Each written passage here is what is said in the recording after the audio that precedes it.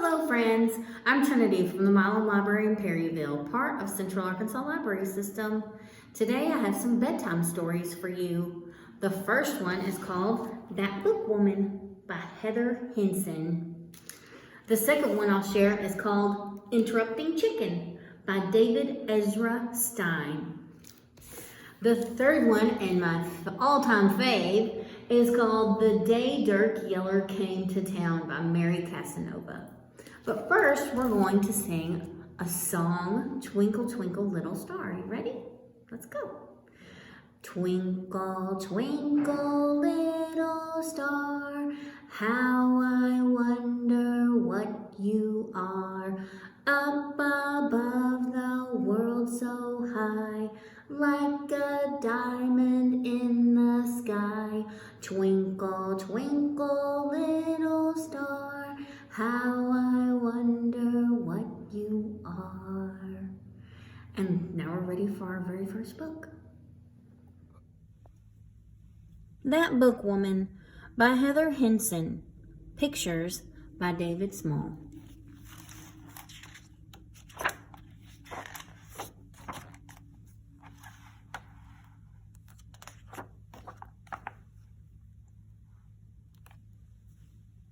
My folks and me, we live way up, as up can get. So high, we hardly sight a soul, 'cept hawks a-wingin' in the sky, and critters hid among the trees. My name is Cal, and I'm not the first one, nor the least one neither. But I'm the oldest boy, and I can help Pap with the plowing, and I can fetch the sheep when they take a wander. And I can bring the cow home too, come evening time, which is right handy, seeing as how my sister Lark would keep her nose atwixt in the pages of a book, daybreak to dusky dark, if Mama would allow. The readin'est child you ever did see, that's what Pap says. Not me. I was not born to sit so stony still, a-staring at some chicken scratch. And I do not fancy it one bit when Lark plays teacher, the onliest school a jillion miles back down the creek.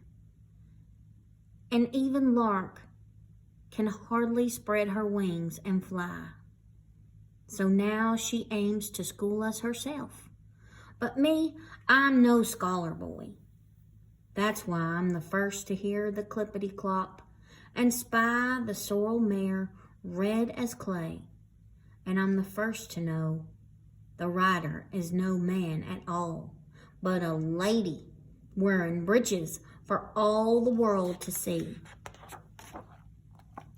Course, we make that stranger kindly welcome, and she's friendly as can be. And after sips of sassy tea, she lays her saddlebag upon the table, and what spills out might just as well be gold. The way Lark's eyes shine penny bright, the way her hands, they won't keep still, reaching out to grab a treasure. Now what that lady brings, it's sure no treasure, not to me, but books. Would you believe? A passel of books she packed clear up the mountainside. A hard day's ride, and all for naught, I reckon. For if she aims to sell her wares just like the tinker man who travels around with pots and pans and such, it's but a plain and simple fact. We've got no greenbacks here, no shiny coins to spend. Leastways, not on dumb old books. Well, Pap, he takes one look at Lark and clears his throat. A trade, he says. A poke of berries for one book. My hands double fist behind my back. I yearn to speak, but daren't. It is the very poke I picked for pie, not books. To my surprise, that lady shakes her head real firm. She will not take a poke of berries, nor a mess of greens, or anything Pap names to trade. These books are free as air. Not only that, why, 2 weeks to the day she'll come again and swap these books for more. Now me, I do not care one hoot for what that bookwoman has carried round, and it would not bother me at all if she forgot the way back to our door. But here she'll come, right through the rain and fog and cold, and that horse of hers sure must be brave, I reckon. Comes on a time when the world turns white as Grandpap's beard. The wind, it shrieks like bobcats do deep inside the dark of night. So here we sit, tucked round the fire, no thought to howdy-do's this day. Why, even critters of the wild will keep ahead come snow like this. But sakes alive, we hear a tap, tap, tap upon the window glass, and there she be, wrapped tip to toe. She makes her trade right through the crack to keep us folks from catching cold. And when Pap bids her to stay the night, she only shakes her head. My horse will see me home, she says. I stand a spell to watch that bookwoman disappear, and thoughts they go a-swirling around my head, just like the whirly flakes outside our door. It's not the horse alone that's brave, I reckon, but the rider too. And all at once I yearn to know what makes that bookwoman risk catching cold or worse. I pick a book with words and pictures too and hold it out. Teach me what it says. And Lark, she does not laugh or even tease, but makes a place and quiet like we start to read. Pap says it's written in the signs how long or short the winter stays. This year the signs, they all foretold of deepest snow, of cold eternal, and even though most days were tight as toes, pinched into boughten shoes, I do not mind. A puzzlement, I know, but true. It's now in spring before that bookwoman can stop and visit a spell, and Mama makes a gift, the only precious thing she can, her recipe for berry pie, which is the best grub earthly. Not much, I know, for all your trouble, Mama says, and then her voice goes low with pride. And for making 2 readers out of 1. I duck my head and wait until the very last to speak my mind. I wish there was something I could gift you too. That bookwoman turns to look at me with big dark eyes. Come here, Cal, she says real gentle, and I come close. Read me something. I open up the book I'm holding, a new one brought this very day. Just chicken scratch, I used to figure, but now I see what's truly there, and I can read it a little out. That's gift enough, she says, and smiles so big, it makes me smile right back.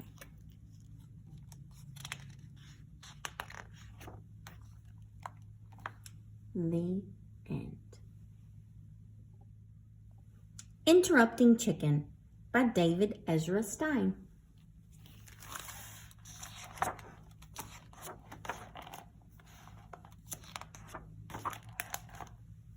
It was bedtime for the little red chicken. Okay, my little chicken, said Papa, are you ready to go to sleep? Yes, Papa, but you forgot something. What's that? Asked Papa. A bedtime story. All right, said Papa. I'll read one of your favorites. And of course, you are not going to interrupt the story tonight, are you? Oh no, Papa, I'll be good. Hansel and Gretel. Hansel and Gretel were very hungry. Deep in the woods, they found a house made of candy. Nibble, nibble, nibble. They began to eat the house until the old woman who lived there came out and said, "What lovely children! Why don't you come inside?" And they were just about to follow her when out jumped the little red chicken and she said, "Don't go in! She's a witch!" So Hansel and Gretel didn't. The end. Chicken. Yes, Papa? You interrupted the story. Try not to get so involved. I'm sorry, Papa, but she really was a witch. Well, you're supposed to be relaxing so you can fall asleep. Let's try another story. I'll be good. Little Red Riding Hood. Take this basket of goodies to Grandma, said Little Red Riding Hood's mother. But don't stray from the path. The woods are full of danger. Little Red Riding Hood skipped along through the woods. By and by, she met a wolf who wished her good morning. And she was about to answer him when out jumped a little red chicken and she said, "Don't talk to strangers." So Little Red Riding Hood didn't. The end.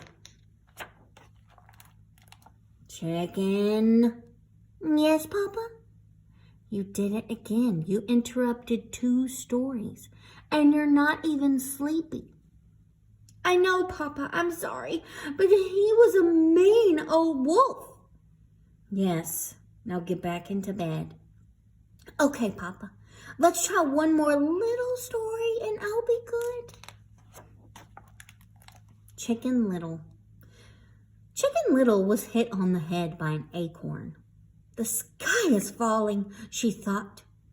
She was about to run off to warn Goosey Lucy, Ducky Lucky, Henny Penny, and everyone on the farm. The sky was falling when out jumped a little red chicken and she said, "Don't panic.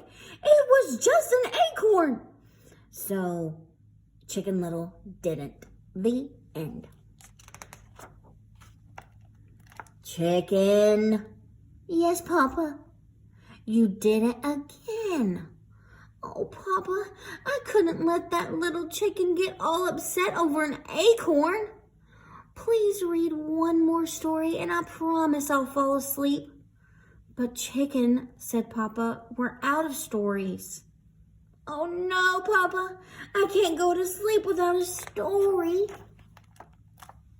Then, said Papa, yawning, why don't you tell me a story? Me? Tell a story? Said the little red chicken. Okay, Papa, here we go. Bedtime for Papa by Chicken. Once there was a little red chicken who put her papa to bed, and she read him 100 stories. She even gave him more milk, but nothing worked. He stayed awake all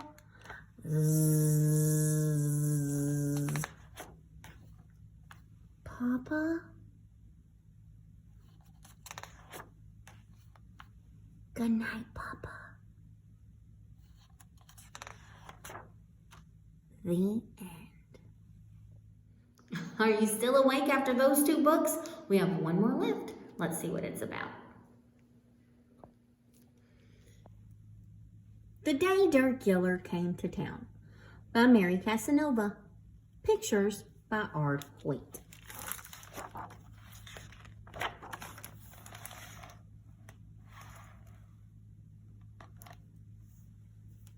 The day Dirk came to town, the wind curled its lip, cattle quit lowing, and tumbleweeds stopped tumbling along. Townsfolk whispered, "He starts stampedes. He holds up trains. He's trouble. But I reckon Dirk Yeller had come at a good time, 'cause I just hit a home run through a window. Pa always said, Sam, you're a world of trouble, and curious as a tomcat. So when Dirk Yeller tromped into the post office, I dropped my broom to follow. I'm looking for something, the outlaw growled, to take away my cat scratch fever. And his fingers were itching and a-twitching. The postmaster backed away, but I wasn't worried. Sometimes I was fidgety too. The postmaster stammered, try some calming elixir from the general store. At the general store, merchandise went a-flying. I'm looking for something, Dirk Yeller said, to keep a coyote from baying at the moon. Miss Peterson drew her children close. Have mercy! But I wasn't scared. Sometimes I felt a little wild too. Why, just yesterday, I dropped a toad down the back of Emma Peterson's dress. Miss Peterson trembled. Try those live traps over at the trading post. And I skedaddled too. At the trading post, rakes and shovels clattered. I'm fixing to find something, said Dirk Yeller, to keep jumping beans from jumping. Like Dirk Yeller, sometimes I was jumpy too. Shorty wiped his brow. I know nothing about jumping beans, but maybe you'd like some new boots. Dirk Yeller shook his head. Well, go try the saloon. At the saloon, Dirk's fingers were a-itching and a-twitching. His eyes were train tunnel dark. Must be something here, he boomed, to keep rattlesnakes from rattling. Customers darted for safety. But clear as well water, Dirk Yeller just couldn't sit still. What you need, said Swaggerin' Sal, is a nice cup of hot coffee. Try the jailhouse. And Dirk Yeller stomped out. At the jailhouse, Dirk Yeller warned, I'm itching for something, and I won't stop until I find what I'm looking for. We're peace-loving folk, said the sheriff, and I'm serving you with a notice. Ride your horse out of town before sundown. Dirk Yeller gulped the sheriff's coffee and then left with a slam. The sheriff spotted me. Sam? I tipped my hat and scrammed. Down the boardwalk, Dirk Yeller stomped. Through dust and dung, Dirk Yeller clomped. And in the middle of the street, he stopped. I suddenly remembered what always helped me. I gulped down my jitters and stepped into the outlaw's shadow. Dirk Yeller's eyes drilled into my backbone. But I held my ground and stood tall like a world of trouble. Dirk Yeller, I said, if I can show you how to stop your itching and twitching, your jumping and rattling, will you promise to leave our town in peace? And the outlaw gave a snort, which I took to mean yes. Well, then follow me. And to my relief, glory be, Dirk Yeller tromped right after me. Inside the new building, he was itching like a dog scratching fleas. His eyes were cold for trouble, but Miss Jenny didn't seem scared. Sweet as pecan pie, she asked, may I help you? I'm looking for something, Dirk Yeller grumbled, to take away my cat scratch fever, to keep coyotes from baying at the moon, to keep jumping beans from jumping, to keep rattlesnakes from... Come with me. Then she led the way to a tall stack of books. This one, she asked, or perhaps this? Dirk Yeller opened a book, then started to mouth the words, and I could tell he wasn't a real strong reader. when he stumbled on a hard word. His face turned as red as Ma's blue ribbon tomatoes. So I whispered, "Here, Mr. Yeller, let me help." Together, we sounded out word after word, and soon Dirk Yeller was turning one page and then another. And the more the outlaw read, the less he itched and twitched, and the more he read, the less he jumped and jittered. Sure as shooting, Dirk Yeller was sitting still. Before long, the sun sank low. The sheriff rattled handcuffs in warning. Then Miss Jenny called out, "Closing time!" And the outlaw glared, "I'll be back." And the townsfolk froze, and I froze too. What if I'd been all wrong? "I'll be back," Dirk Yeller said, "to check out more books." And the people cheered, and then he winked and to see Miss Jenny. Saddlebags full, Dirk Yeller rode off into the sunset. The wind blew a sigh of relief. The cattle started lowing. The tumbleweeds went back to tumbling along. And ever since, the library has become the busiest place in town, especially for folks with curious, restless minds like Dirk Yeller and me. The end.